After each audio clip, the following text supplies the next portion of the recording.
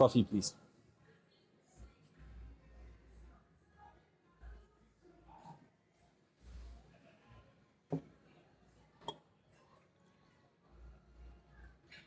Thank you.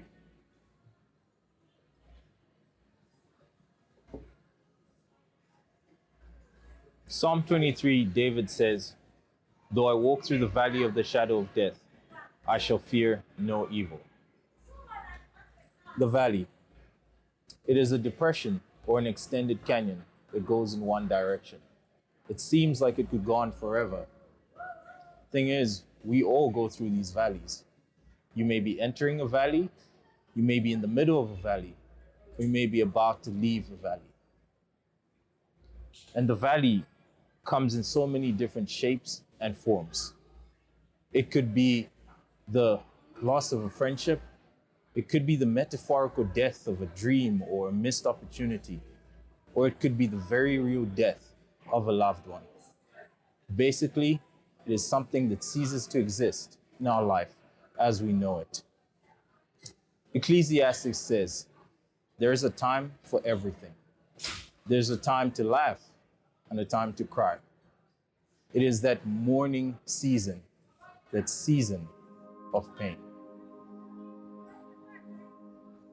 Everyone hurts at some point. We all feel the pain of experiencing the valley of the shadow of death. When we're in the midst of pain, it feels like it goes on forever. There is no relief in sight. I'm not talking about having a bad day or even a big inconvenience. I'm talking about those seasons when that pain hurts in our bones, in our gut, in the very core of who we are. So, where do we go when we mourn? Where do we go with those thoughts and pains and wounds? Jesus said, for those that are mourning, do just that, mourn. But he also gave a promise that there would be comfort. So, for those who are in that valley with no ending in sight, they must be comforted.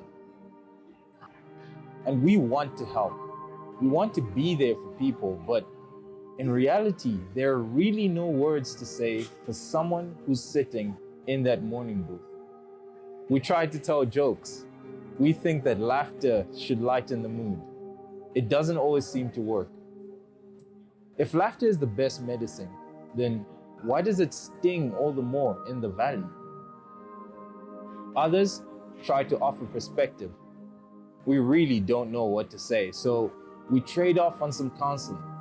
We say stuff like, all things work together for good. It's true, but the timing will seem a little off. Sometimes we find ourselves trying to comfort someone we really love. We say, it's time to rise above it, to get over it. There's a life still to live. If we were to really look at it, we would see the pain. For those of us who can't see the pain, we leave. We exit. We do not sit in the mourning booth any longer. We do not stay in the valley.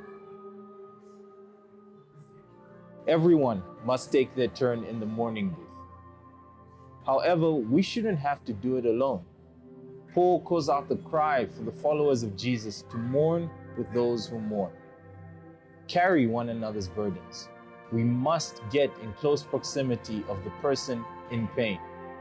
Never underestimate the power of your presence.